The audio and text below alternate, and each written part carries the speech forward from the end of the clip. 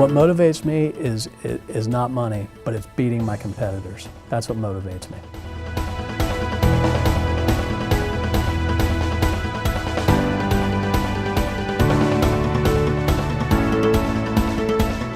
Jack Cox has worked at Halfacre Construction Company since 1984, working in just about every position here at the commercial construction firm when his dad was president.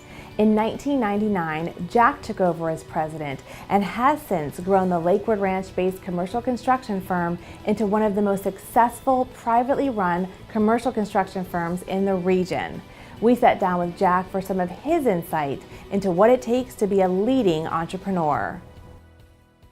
Tell me about your very first job. My very first job is a little bit embarrassing, but when I was 8, it's hard to believe at 8, we had a golf course near our neighborhood that we lived in, and I would walk to the golf course on the weekends, scour for golf balls.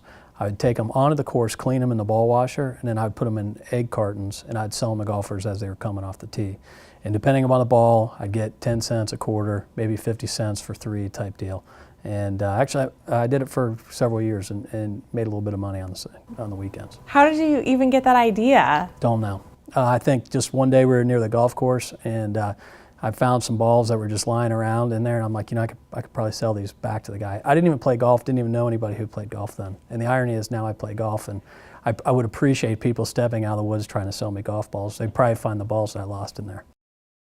I had great mentors growing up. My dad and I were very close. He was an entrepreneur in this community and other places as well. I was close with my grandfather. He was also an entrepreneur. So I think part of it was the mentoring of being around some great people with a lot of energy that were always trying to do new things and new ways to improve on what they were doing. I'm not even sure I had a choice of what I was allowed to do. So this is what I did. Starting in 1985, I began working at Halfacre Construction, digging foundations for the concrete crew.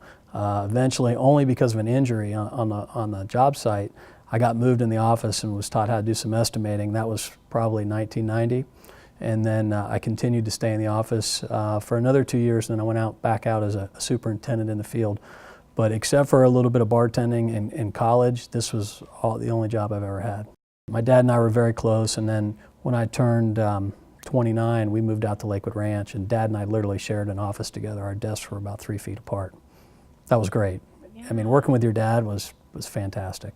The most important thing, again, is one of the things my dad pointed out to me was when you have a challenge and you have to make a decision, the toughest decision, the toughest answer is typically the right thing to do. I was brought up and still believe today, the more you give, the more you receive. And I think that's been a big part of Halfacre Construction's success. One of the tips that I would give starting out in the construction industry is align yourself with good people, to work with good vendors, good subcontractors, get involved in some type of mentoring group, and that can be subcontractors and other general contractors. I've always found it very important to be friends with your competitors.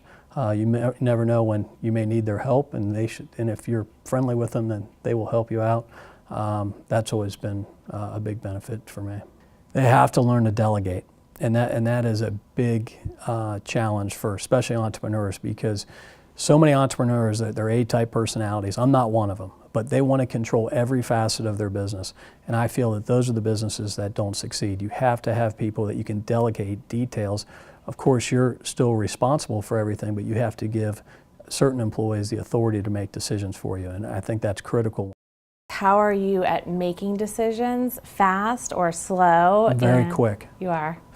Very quick on making decisions, and that's good and bad.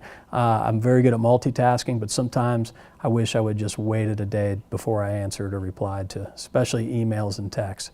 Those are the worst, because for quick people like me, you will fire an answer off, but it's better.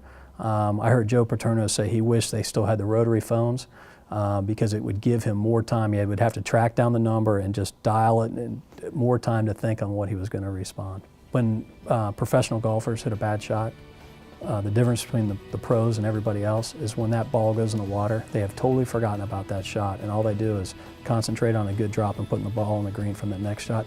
Bad golfers continue to think about the shots that they had 3 holes ago, about how they blew a 3-foot putt. That's why they're not successful.